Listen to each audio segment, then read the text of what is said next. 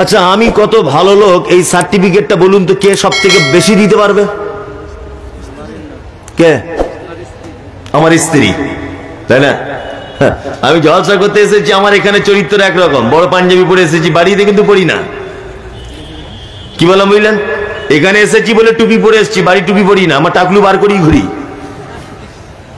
এখানে এসেছি বলে পায়জামা পরেছি, বাড়িতে বারমুন্ডা প্যান্ট পরি। ভালো করে বুঝবেন।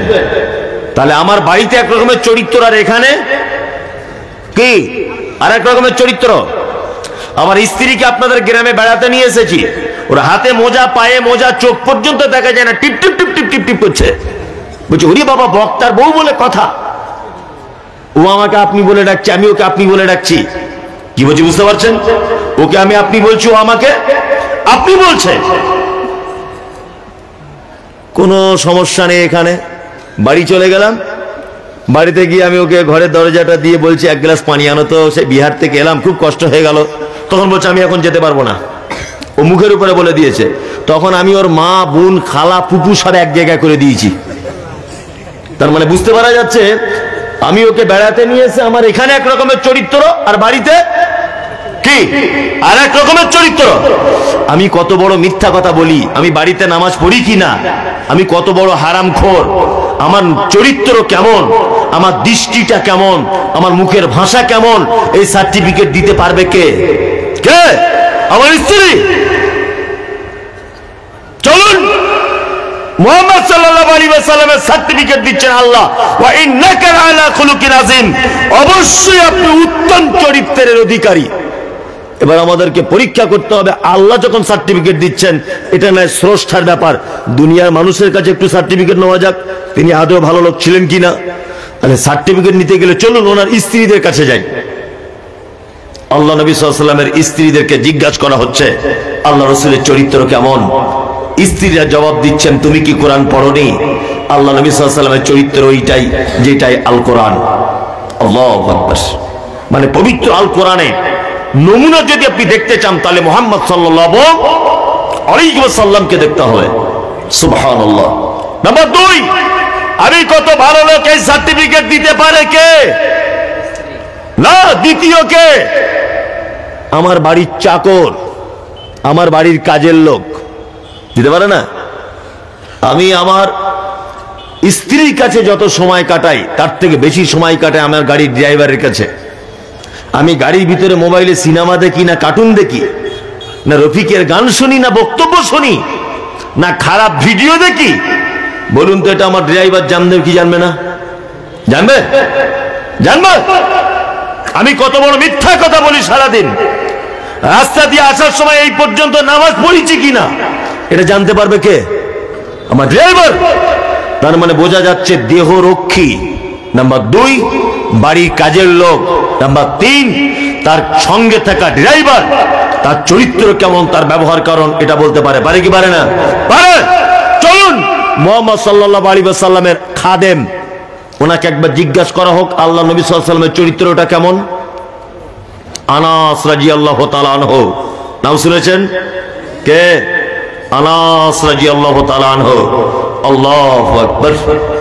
10 বছর আল্লাহ রাসূল সাল্লাল্লাহু আলাইহি ওয়াসাল্লামের সেবা যত্ন করেছেন। কত বছর? 10 বছর।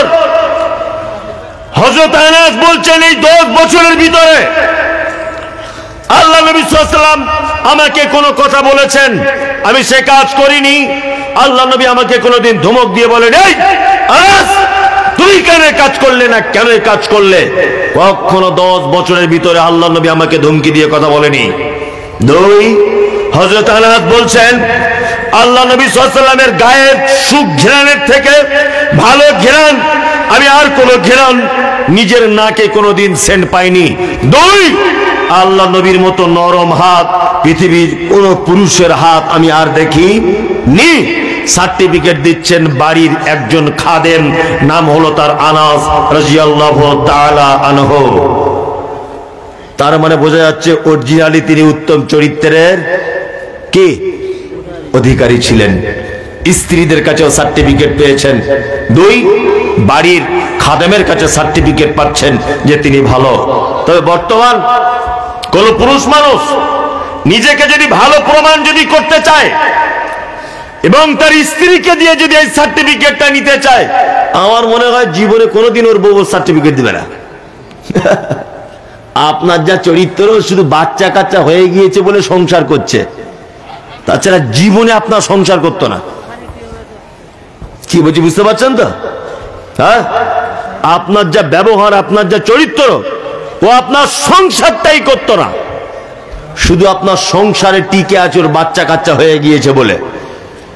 আর ওদের কাছে সার্টিফিকেট পাওয়া বড় কি মুশকিল, তাই না? আমি যতই প্রধান বক্তা হয়, বাড়ি গেলে কিছু কথা বললে আমাকে ধমকি দেয়। কি ব্যাপার, আমি সব জায়গায় প্রধান বক্তা, তুই আমাকে ধমকি দিচ্ছিস? মনে মনে ভাবলাম যে আসলে ঘটনা ওটা নয়, ওর কাছে মন পাওয়া বড় মুশকিল। মুশকিল নয়, মুশকিল। ওর কাছে ভালো সার্টিফিকেট পাওয়া কি বড় মুশকিল। আমার মনে হয় পৃথিবীর সব থেকে কঠিন কাজ স্ত্রীর মন পাওয়া, তার কাছে ভালো প্রমাণ করা, তাই না? আপনি বাজার করতে যান তো মাঝে সাঝে, যান না? 30 বছর বিয়ে করেছেন, তা আপনার স্ত্রী বাজারে যাওয়ার সময় বলছে আমাকে জন্য একটু কাঁচা হলুদ আনিয়ে, তো কাঁচা হলুদ গায়ে মাখবো। কাঁচা হলুদ কিনে আপনার অভ্যাস নেই, তা আপনি বাজার করছেন, করতে করতে করতে করতে আল্লাহর কি কল, কাঁচা হলুদটা ভুলেই গেছে। বাড়ি আসবেন, দেখবেন ও কিছুই বলবে না। আদা এনেছো, রসুন এনেছো, তেল এনেছো, মরিচ এনেছো, কিচ্ছু জিজ্ঞাসা করবে না। ও প্রথমেই বলবে, কি বলবে? কাঁচা হলুদ এনেছো। আস্তাগফিরুল্লাহ, আস্তাগফিরুল্লাহ, মনে ছিল না গো। ও তখন একটাই কথা বলবে, কবে মনে থাকে? 30 বছরই তো ভুলে যাচ্ছ, অথচ আপনি জীবনে কোনোদিন ভুলেননি। দেখবেন এটা আপনার স্ত্রীর কাছে ওর মন পাওয়া বড় কি মুশকিল। আসলে ও নিজেও কোনোদিন সোজা রাস্তায় হাঁটে না, তা আপনি ওর মন পাবেন কি করে?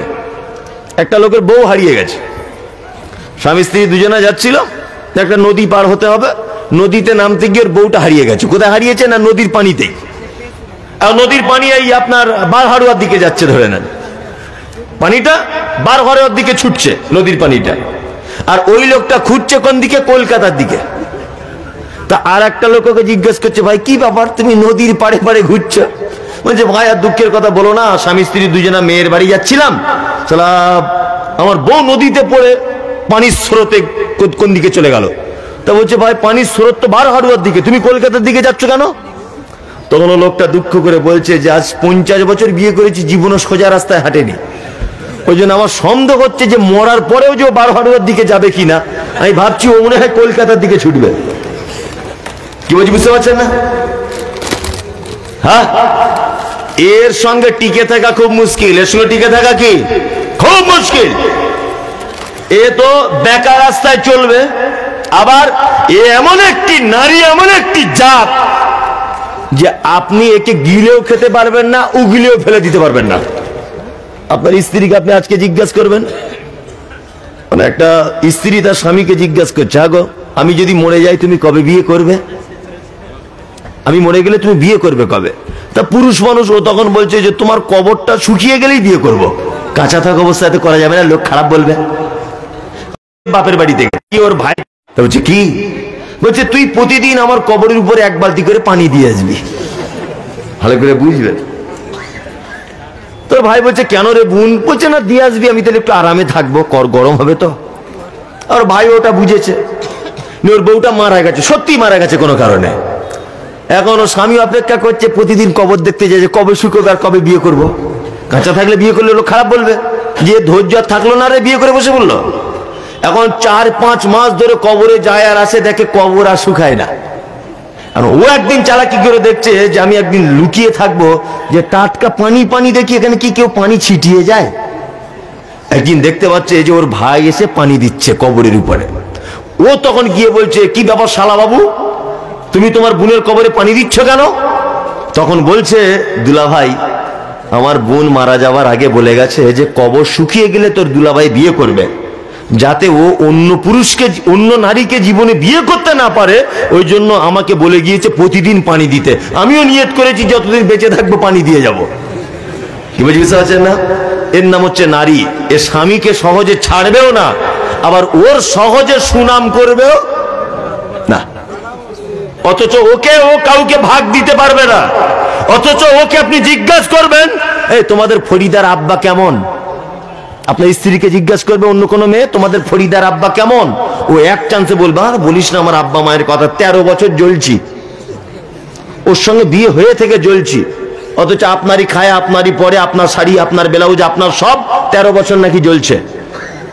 সোনা গয়না, হীরামণি মুক্তা সব দেন, তবু জীবনে আপনি ওর কাছে ভালো হতে পারবেন না। কেউ বুঝতে পারছেন? তাহলে ভালো হয়েছিলেন কে? মুহাম্মদ সাল্লাল্লাহু আলাইহি ওয়াসাল্লাম। বর্তমান আমি মনে করি কোন মেয়ে যদি তার স্বামীকে যদি সার্টিফিকেট দেয় যে আমার স্বামী উত্তম স্বামী, আমি তো মনে করি পৃথিবীতে ওই লোকটা অরিজিনালি উত্তম, অরিজিনালি উত্তম।